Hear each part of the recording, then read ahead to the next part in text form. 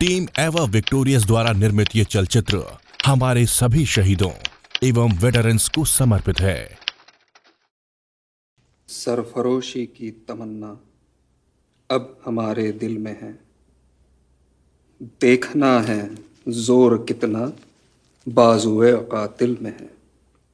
करता नहीं क्यों दूसरा कुछ बातचीत, देखता हूं मैं जिसे वो चुप तेरी महफिल में है। ऐ शहीदे मुल्क मिल्लत मैं तेरे ऊपर निसार, अब तेरी हिम्मत का चर्चा गैर की महफिल में है। वक्त आने दे बता देंगे तुझे ऐ आसमां, हम अभी से क्या बताएं क्या हमारे दिल में है। खींच कर लाई है सबको कत्ल होने की उम्मीद, आशिकों का आज जमघट ऊंचाए कातिल में है। देखना है जोर कितना बाजुए कातिल में है।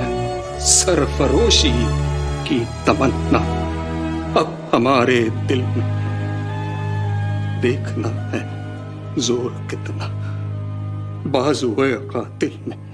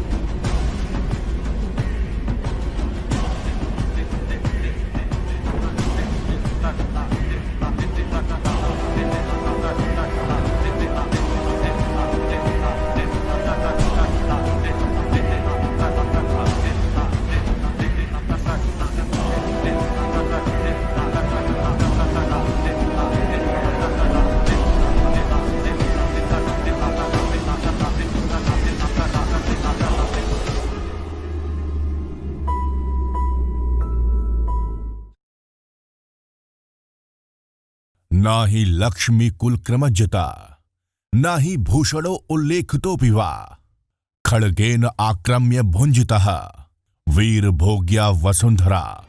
अर्थात ना ही लक्ष्मी निश्चित कुल से क्रमानुसार चलती है और ना ही आभूषणों पर उसके स्वामी का चित्र अंकित होता है। तलवार के दम पर पुरुषार्थ करने वाले ही विजेता होकर इस रत्नों को धारण करने वाली धरती को भोगते हैं। द्वितीय बटालियन राजपुताना राइफल्स की स्थापना की कहानी हमें 19वीं सदी की पहली तिमाही की तरफ ले जाती है, जिस समय ईस्ट इंडिया कंपनी की बॉम्बे आर्मी अपने अस्तित्व में आ रही थी। 5 नवंबर 1817 को बटालियन की स्थापना 2nd बटालियन 10वीं रेजिमेंट बॉम्बे नेटिव इन्फेंट्री के तौर पर हुई, जो कि अंग्रेजों एवं गायकवाड़ के बीच हुई एक संधि का परिणाम थी। लेफ्टिनेंट कर्नल डोमिनिक फेलिन, जो कि एक अनुभवी ऑफिसर थे, उनको इस बटालियन की कमान सौंपी गई। 1820 ईस्वी में बटालियन को फील्ड सर्विस का पहला मौका मिला, जब वो कर्नल बार्कलीज की सेना का हिस्सा बनकर सिंध में खोसा बलूची जनजाति द्वारा मचाई जा रही अशांति को खत्म करने का जिम्मा सौंपा गया। 7 जून 1824 में बटालियन का नाम बदलकर 20वीं रेजिमेंट बॉम्बे नेटिव इन्फेंट्री रखा गया। बटालियन ने 1840 में अफगान युद्ध द्वारा अपने अभियान की शुरुआत की, परंतु 1856 में पर्शिया में लड़ा गया बुशायर युद्ध ही वो युद्ध था जिससे बटालियन के गरिमामय इतिहास का आगाज हुआ। 8 दिसंबर 1856 को बटालियन ने बुशायर स्थित रिशायर डच फोर्ट पर कब्जा किया, जिसके फलस्वरूप कैप्टन जॉन अगस्टस वुड को इस युद्ध के दौरान अपने अद्भुत शौर्य के लिए भारतीय सेना के प्रथम विक्टोरिया क्रॉस से नवाजा गया। बटालियन ने तत्पश्चात आगे आने वाले सभी अभियानों में कामयाबी हासिल की और बुशायर, रिशायर, पर्शिया एवं खुशाब युद्ध सम्मान अर्जित किए। बुशायर युद्ध में अपनी साहसिक जीत के कारणवश बटालियन हर वर्ष 9 दिसंबर को युद्ध सम्मान दिवस के तौर पर मनाती है। सन 1903 में बटालियन का पुनः नामकरण हुआ और इसे 120वीं राजपूताना इन्फेंट्री के रूप से जाना जाने लगा। प्रथम विश्व युद्ध के दौरान 120वीं राजपूताना इन्फेंट्री ने भाग लिए गए सभी अभियानों में दुश्मन को शिकस्त दी, जिसमें कि कुरना, शैबा, कुत अल अमारा एवं टेसीफन प्रमुख थे। टेसीफन अभियान के दौरान बटालियन को कुत अल अमारा पर कब्जा हो जाने के पश्चात बगदाद की तरफ बढ़ने का आदेश मिला। सभी विषमताओं के बावजूद 120वीं राजपूताना इन्फेंट्री ने बेहद जोश एवं वीरता का परिचय देते हुए दुश्मन के डिफेंसेस को उखाड़ फेंका। इस युद्ध में वीरों की शहादत को याद करते हुए ट्रॉफी, जो कि टेसीफन किले को दर्शाती है, उसका अनावरण किया गया और आज भी ये ट्रॉफी बटालियन के सेंटरपीस के तौर पर ऑफिसर्स मेस में मौजूद है। कुत अल अमारा से लौटते हुए 120वीं बटालियन को वूल प्रेस विलेज में डिफेंस इख्तियार करने का जिम्मा सौंपा गया। यह बटालियन अपने अद्भुत शौर्य का परिचय देते हुए रसद खत्म हो जाने के बावजूद भी 146 दिनों तक शत्रु के घेराबंदी में डटी रही। सूबेदार मेजर खिताब गुल ने जवानों को उनके धर्म के बरखिलाफ मांस खाने पर विवश किया ताकि वो शत्रु का लगातार मुकाबला कर सके। इन सभी विषम परिस्थितियों के बाद भी बटालियन का जोश कम नहीं हुआ और आज भी इस घेराबंदी के दौरान बटालियन के अद्भुत कौशल को याद कर आंखें नम हो जाती हैं। 1921 में बटालियन को प्रिंस ऑफ वेल्स ओन की उपाधि से नवाजा गया। 1922 में बटालियन का नाम पुनः बदलकर 6वीं Rajputana rifles prince of Wales own की दूसरी रेजिमेंट रखा गया। इस दौरान बटालियन का संयोजन 1 कंपनी राजपूताना राजपूत, 1 कंपनी पंजाबी मुसलमान एवं 2 कंपनी राजपूताना जाट के तौर पर था। द्वितीय विश्व युद्ध के दौरान बटालियन एक बार पुनः बसरा पहुंची और उसको रेलवे लाइन, जो कि रूस को रसद पहुंचाने वाली अहम कड़ी थी, उसकी सुरक्षा का जिम्मा सौंपा गया एवं साथ ही बटालियन ने आबादान रिफाइनरी पर कब्जा करने में अहम योगदान दिया। 15 अगस्त 1947 में बटालियन काकुल में तैनात थी और इसकी कमान कर रहे थे लेफ्टिनेंट कर्नल WBS वेब, जो कि आखिरी ब्रिटिश कमान अधिकारी थे। आजादी के पश्चात बटालियन को अपने वर्तमान नाम द्वितीय राजपूताना राइफल्स के नाम से जाना जा रहा है।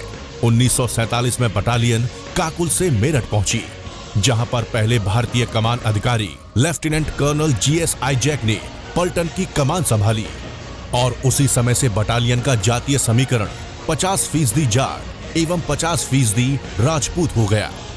आजादी के तुरंत पश्चात वर्ष 1947-48 में बटालियन ने पहले भारत पाकिस्तान युद्ध में भाग लिया और पुंछ के साथ लिंक स्थापित करने में अहम योगदान दिया।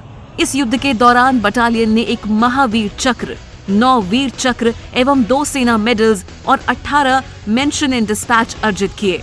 इस युद्ध में अपने साहसपूर्ण कार्य के लिए बटालियन को पुंछ युद्ध सम्मान से नवाजा गया, जो कि आजादी के बाद मिलने वाला प्रथम युद्ध सम्मान था। वर्ष 1965 में दूसरे भारत पाकिस्तान युद्ध में बटालियन ने अद्भुत शौर्य एवं वीरता का परिचय देते हुए सामरिक दृष्टि से महत्वपूर्ण डेरा बाबा नानक सेक्टर में स्थित जस्सार ब्रिज पर कब्जा किया और साथ ही दुश्मन के 1 अधिकारी एवं 7 जवानों को मौत के घाट उतार दिया। इसके साथ साथ 2 शर्मन टैंक्स और काफी मात्रा में गोला बारूद जब्त किया। इस युद्ध के दौरान बटालियन के 4 अधिकारी एवं 15 जवान वीर गति को प्राप्त हुए। अपने वीरता पूर्ण कार्य के लिए बटालियन को 2 वीर चक्र, 1 सेना मेडल एवं 6 मेंशन इन डिस्पैच प्रदान किए गए।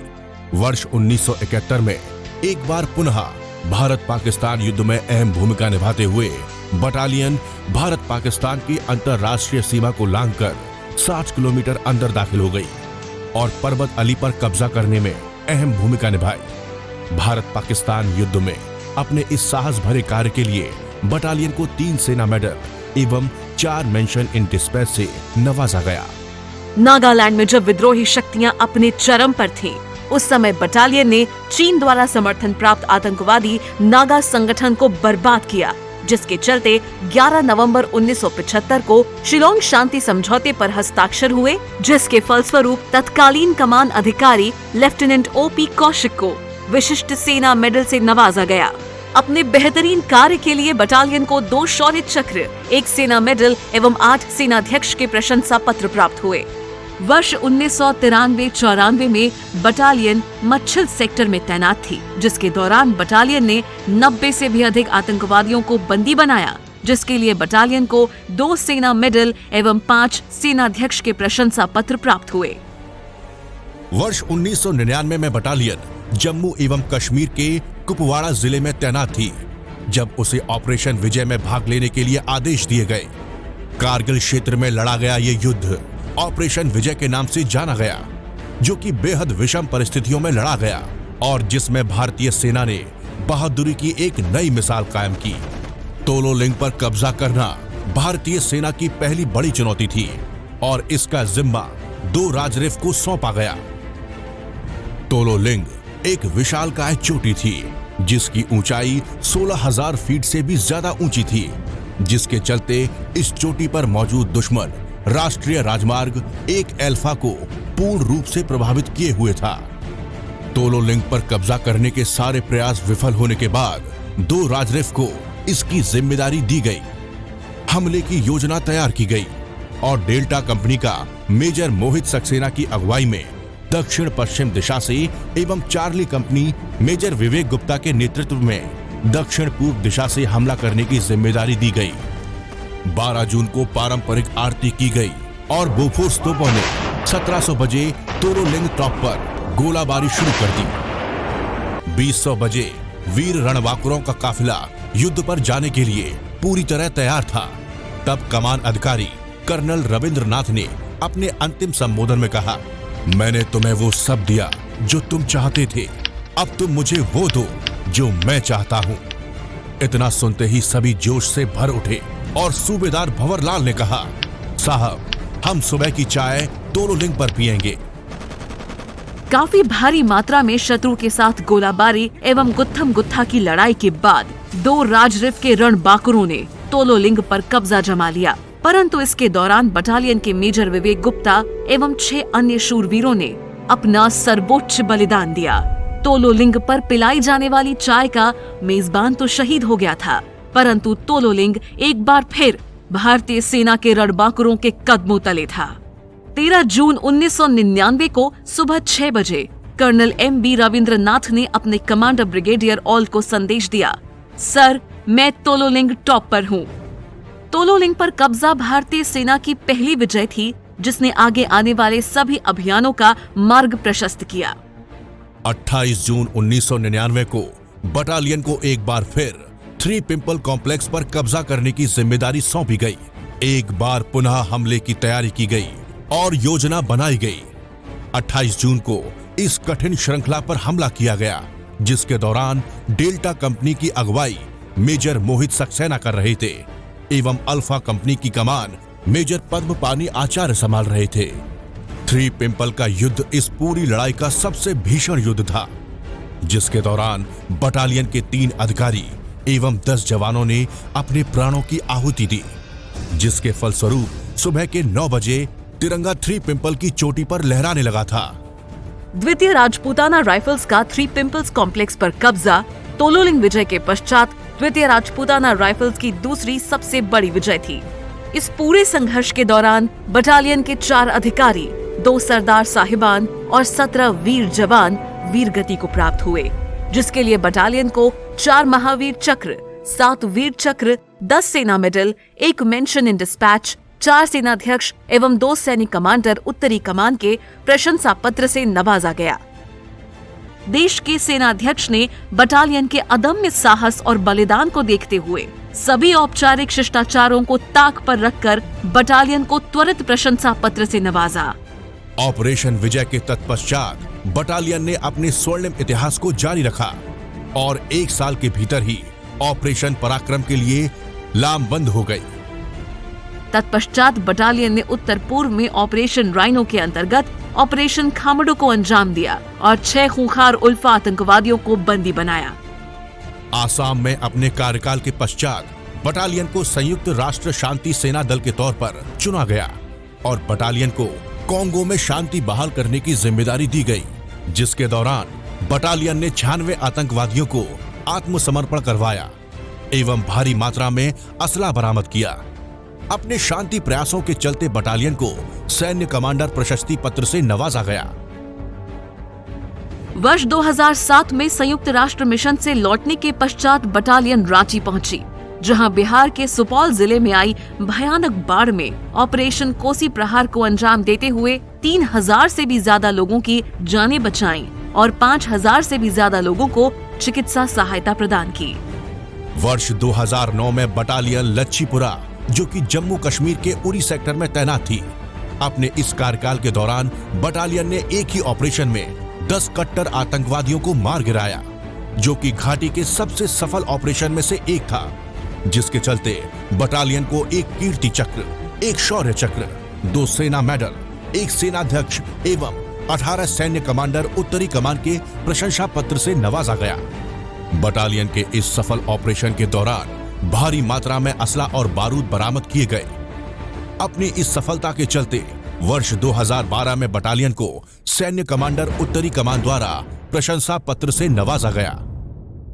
वर्ष 2015 में बटालियन जम्मू कश्मीर स्थित केरी में नियंत्रण रेखा पर तैनात थी, जहां पर बटालियन को 13.5 किलोमीटर लंबी नियंत्रण रेखा की निगरानी की जिम्मेदारी सौंपी गई। अपने पूरे कार्यकाल के दौरान बटालियन ने स्नाइपिंग ऑपरेशंस के अलावा 12 फायर असॉल्ट को अंजाम दिया और दुश्मन को काफी जान माल का नुकसान पहुंचाया, जिसके चलते बटालियन को 2 मेंशन इन डिस्पैचेस, 2 सेना अध्यक्ष एवं 1 सैन्य कमांडर उत्तरी कमान के प्रशंसा पत्र से नवाजा गया। ऑपरेशन के लिहाज से बटालियन 9वीं राष्ट्रीय राइफल्स से ताल्लुक रखती है, जो कि जम्मू कश्मीर के कुलगाम जिले में स्थित देवसर में तैनात है।